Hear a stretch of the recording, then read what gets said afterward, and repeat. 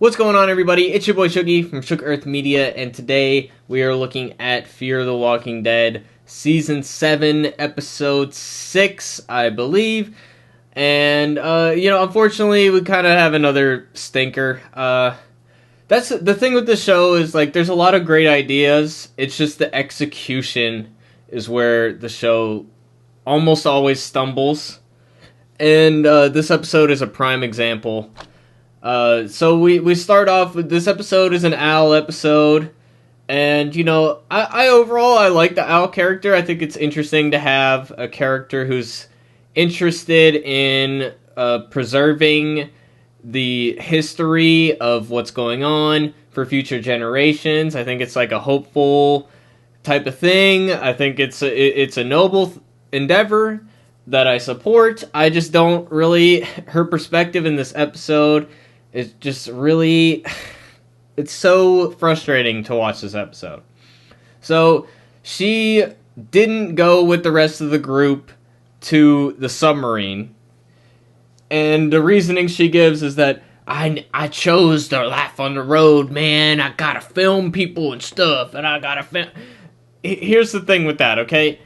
There is no better story in the apocalypse than following a group of people, watching them survive and deal with the elements, struggle, and there's a chance that they might bring about a resurgence of civilization.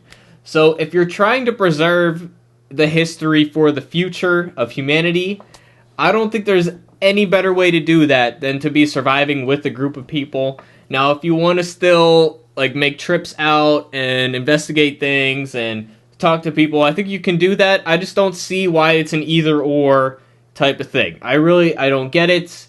It's the whole premise of this episode hinges on that. But I mean, it turns out not really.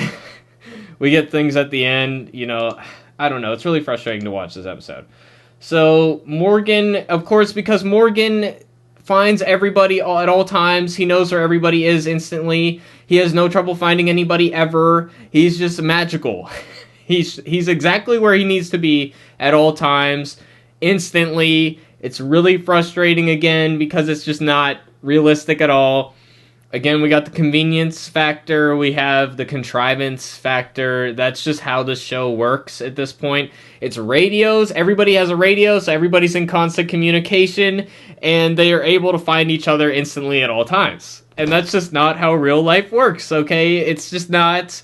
I mean, we have cell phones now, so it works, but this is an apocalypse. There's no communication towers or anything like that. So, again, it's just they're writing for convenience, and it's very frustrating. So Morgan finds the camera, and this is an episode, an element of the episode that I like, is turning the interview thing on its head. Now Morgan is the one doing the interview, and he's basically a role reversal, trying to convince Al to stay. This element of the episode I like. It's a bookend to her introduction, and it works. I like that element. So that's some praise for this episode. Also, just to throw some praise for the episode into the beginning, these sets looking so much better than the past few weeks. I mean, we've had some very poor green screen type of stuff. This type of stuff when they're on location and they use color grading and a little bit of visual effects to build the atmosphere, it works so much better. So I think this episode looks really good. The cinematography is good. It's well done. But then, of course, we got more contrivances. The freaking helicopter just shows up randomly, and it makes sense that they would be going after anybody who knows about them.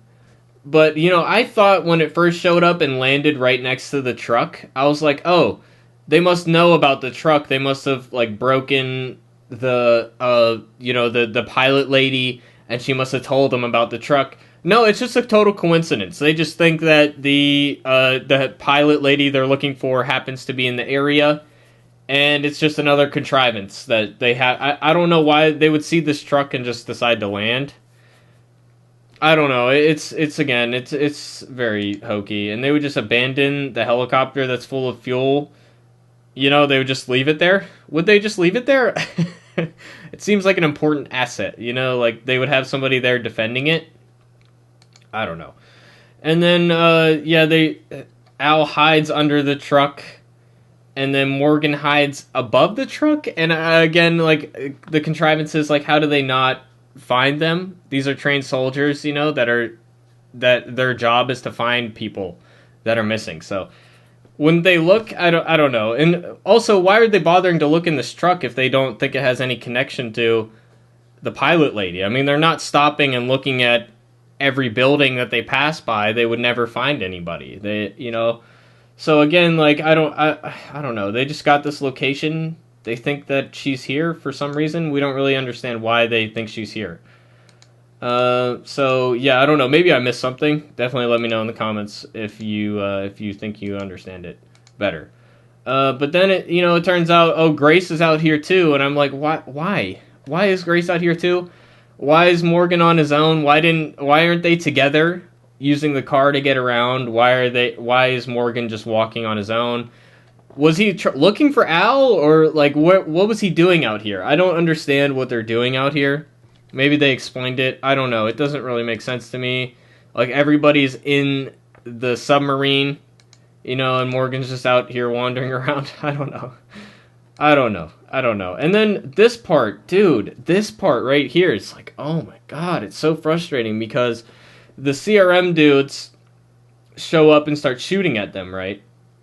Which, that's fine, that makes sense that they would, they're the type to shoot on sight. I don't know that they know for sure that these guys are their targets or related to their targets, so I don't know why they're targeting them specifically. Do they just shoot at anybody they run into? I mean, that doesn't really seem like the most efficient way. They're just putting themselves in danger. I mean, these guys could be armed. Again, maybe I'm missing something. Maybe they do know about Al and Morgan, but I don't think that they do. So I don't see why they would have any cause to just start shooting. But then again, like, let's just take that in stride and just say that they have reason to shoot at them. They have like 3-minute conversation, and they're just the enemies are just doing like stormtrooper aim thing and missing and not hitting them. And again, I've talked about before that bullets can go through cars. Not necessarily easy. It's not like Swiss cheese or anything. It would probably redirect it, fragment the bullet, something. But it's not bulletproof. Okay, that's why bulletproof cars are a thing. Not every car is going to be bulletproof. Okay, so they're just able to have this minutes long conversation, and they call Grace on the radio, and then she shows up. First of all, shouldn't they be trying to hide and get away and sneak? They shouldn't be talking, revealing their position. That's completely contradictory to what they should be trying to do. Okay, so that makes no sense. And then they're able to call Grace on the radio, and she just happens to show up within minutes. Look at how long, like, we started. It was like an 11-minute mark or 12-minute mark when this started. We're like 2.5 minutes in. The guys, they don't at this point have any evidence that these two have guns, right? They should be charging in, charging in with the bullets. Pop, pop, pop. Done. You're done. I don't know why this is so dragged on. It makes no sense, dude. It's so dumb. It was really, really aggravating to watch this scene. Like, I don't know. People don't know how guns work. I get that, but it's just like, oh man, man. And then we have this scene here, and Al, heard about her miscarriage somehow. I'm not sure how that information got to her, and she just happens to know the person who the mother of the baby. Like, she knows her name and stuff. I don't even know how these two know her name. Maybe I missed that, but like, she just happens to know her, and like, there's okay. I want to know more about this mother, right? Like, why she was in a car driving somewhere. Why was she driving? Who was she surviving with? Al knows this person. She knows about this. Like, is there another group out there? Like, were they impacted by the blast? There's so many unanswered questions, and Al knows something about it. It's, again, I don't know. The whole storyline with the miscarriage is pretty much resolved in this episode, because now Grace is she calls Mo her daughter. So really, it was just this roundabout way to get where we would have gotten if she had the baby. So it's just it was a pointless storyline to me. I don't really think it affects anything going forward. I think we're done with that. you know? So I don't really get that. And then Al lies to them and says, hey, you gotta go back here to get fuel for the truck, which is helicopter fuel the same as truck fuel? Is it? I don't know. Somebody answer. I don't actually know that. Maybe it is. Maybe it's diesel, the same diesel fuel. I don't know. But she lies to them, tells them to go here to get the fuel so that they can go back to Mo and the baby and the rest of the group. And it's like, Al, you're putting them in danger by sending them back to the helicopter. Like, the helicopter, if they're seen at the helicopter, first of all, like I said, it should be defended. It's an asset of the CRM. They wouldn't just abandon it in a way that is just out in the open. That makes no sense. Again, it's putting them in danger by having them here, okay? Because exactly what happens in this episode. The guys show up, they find them, and they're gonna kill them. It's so ridiculous, dude. It's really frustrating. So, I'm gonna save you guys by sending you back to the sub, by putting you in danger by sending you to the helicopter. Like, what? And then she has this zombie that she's tied up because she wants to test something on it. We get these flashbacks, and these flashbacks, you know, they don't really necessarily have a story purpose, but I do understand why they're there. I appreciate it. It sets the scene. It fills in that, you know, Isabella and Al, you know, were seeing each other off camera last season, so that is important to know. But yeah, and then she's got this cannon thing, and I mean, the cannon thing is kind of fun, like, to see, because it makes the zombies explode. And again, they're just like, they're in this truck just waiting. I don't know what they're waiting for. Of course, the guys are going to come back. Like, dude, it's so frustrating. So frustrating to watch this. And then, yeah, we see Al making this cannon thing, and she's got it on a trigger. And, like, she, like, dives out of the way and then pulls the plug on the thing, and then it goes off. Now, she's in front of the muzzle of the cannon, okay? She's in the blast radius. There is a potential she could get hit. So, it's a terrible idea. And then after she blows up the zombie, she's like, oh, I need to make it better. Let's add shrapnel. You're in front of it! If you add shrapnel, it's gonna go everywhere. You don't know where it's gonna go. It could hit you and kill you. Unless she's like feeling suicidal or something. I don't know. And then of course the predictable happens, and the CRM guys, they are threatening Morgan and Grace. And this showdown is so awful, so bad. We're gonna play a little bit here, but like, oh dude, it's just terrible. It's in the most unrealistic way that Morgan, like, turns the tables on them. He's just like, all of a sudden he's able to grab the gun, and, you know, he's able to take them out, of course. You know, I'm trying to avoid playing too much for copyright reasons, because I'll get blocked on the YouTubes. That's how it works. Okay, so they're about to kill him. Again, I don't know if Morgan was going to try this. I don't know why they're waiting so much. They don't need to get closer. Like, they're already point blank range. Just shoot him already. It's so dumb, dude. Like, they could have had them at a distance, you know, and had them at gunpoint. It would have been the same thing. But yeah, and then Morgan, of course, takes the gun. It just looks, and then Grace, like, dude, this other one would have shot her before she had a chance to do that. Absolutely. You know, and it's just so unrealistic, you know? It's very convenient. He gets the gun. I don't know, man. This part had me laughing. I know we see this kind of stuff on TV all the time, but this show is supposed to be grounded and realistic and stuff, and this is not how this would have played. These are trained soldiers. They're trained in combat, and they know that even getting that close to their targets would put them at risk anyways. The guy, as Morgan was grabbing the gun, he could have just shot him. You know, he could have just shot Morgan. He definitely would have. It takes like less than a split second to pull the trigger. It really is so quick. A split second to pull the trigger. It would have happened. It takes less time to pull the trigger than it does to get the gun away from him.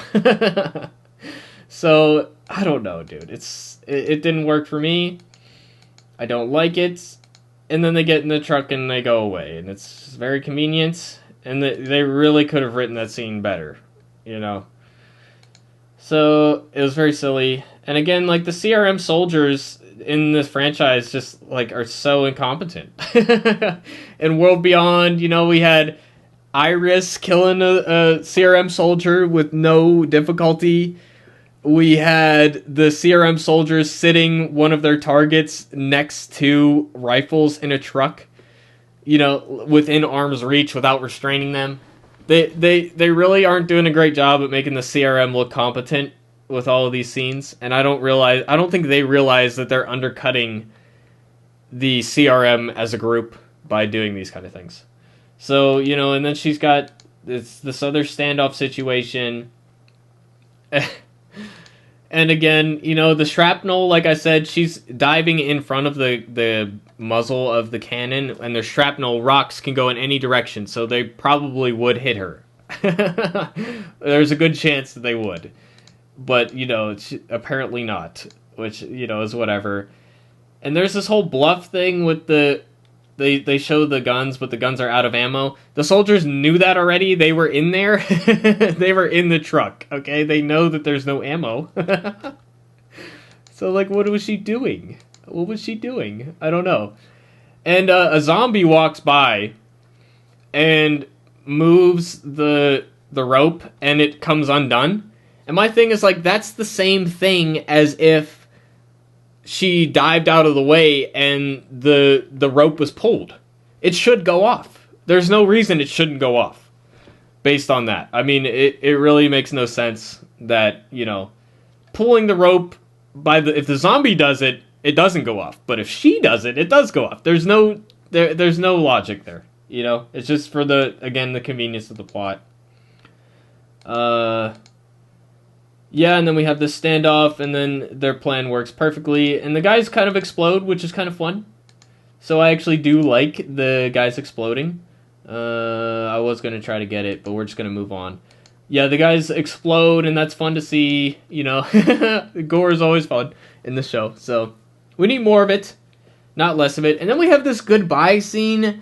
Oh, no, this is the reverse interview I was talking about earlier, and again, I like this scene a lot. But dude, her reasoning is so frustrating. She's like, no, I have to leave the group and be on my own because I'm being a journalist, man. I need to record everything because of what happened to my brother. And it's just like I already said that the best story she's running away from, you know?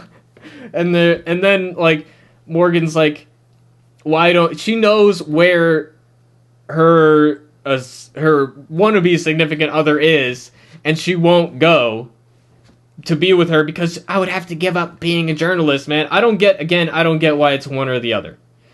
And then at the end of the episode, she's like, in the recorded tape, like, I don't want to be constantly looking over my shoulder. We'd never be able to get away from the CRM. Like, dude, literally, just ditch the helicopter, get away from the helicopter, change your clothes, get a haircut or something, like, look different.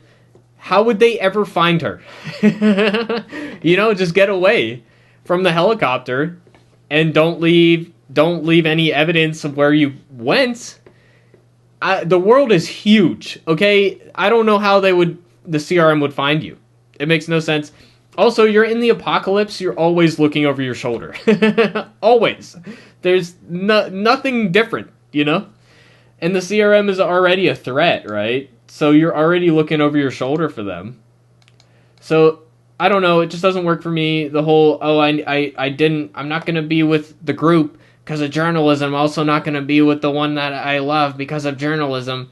It's so stupid. And then at the end, she admits, no, I was just scared.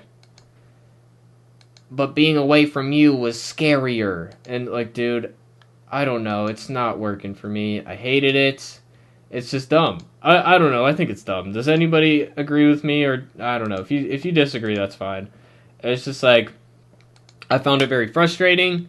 You know, it's just Al is doing a lot of illogical things, and we're just supposed to go along with it, and because she's scared or something.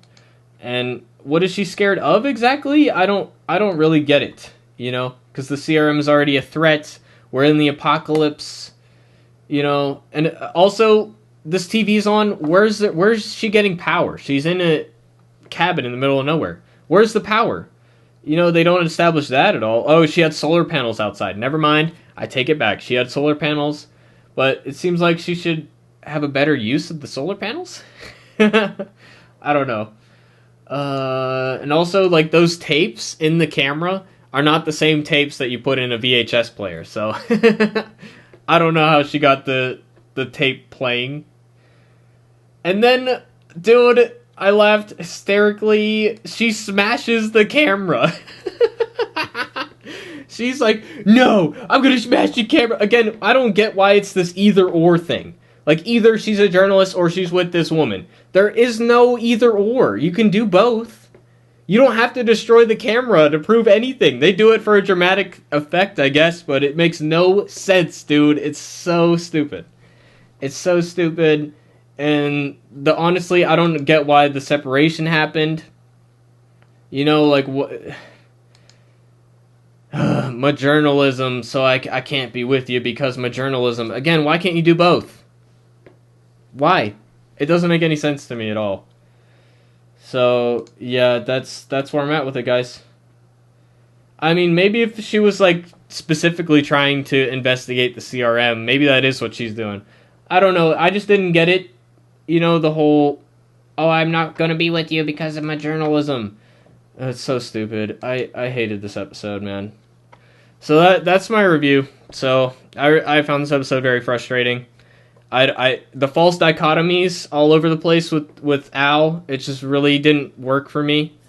I would have, there's so many better ideas for why they could have gotten just separated. You know, maybe they were separated and maybe Isabella had to run off, didn't tell her where she was, or didn't leave a note or anything because she knew that the CRM would find. There's so many better reasons why they could have gotten separated. Why can't Isabella join everybody at the submarine? Why not? I mean, you know, the CRM already is going to shoot on sight. So having Isabella there, you know, they would have no way of knowing that she's there. I don't know. It's really not working for me. So let me know what you guys think in the comments down below. If you disagree, if you liked the episode, that's cool. And yeah, I'd like to know your reasoning. And also, if you noticed things that I missed, please tell me in the comments down below. I'd love to discuss this episode with you guys. My review for World Beyond is live on the channel, and you can check that out. I've been liking these past couple episodes. I'm excited to see how it ends. So we got 2 more episodes of this show and World Beyond. World Beyond, 2 more episodes and we're done. This show, 2 more episodes, and then mid-season break. So it'll pick up back up next year. So yeah, let me know what you guys are at. I think at the end of the year we'll do a State of the Walking Dead franchise video where we discuss the broad scope of everything. But yeah, let me know what you guys are thinking in the comments down below. Would love to hear from you guys, and keep it locked on Shook Earth Media for more Walking Dead content and other types of reviews and stuff. And smash like if you like this video, and sub for more. So I hope to see you guys in the next one. Peace out, everybody.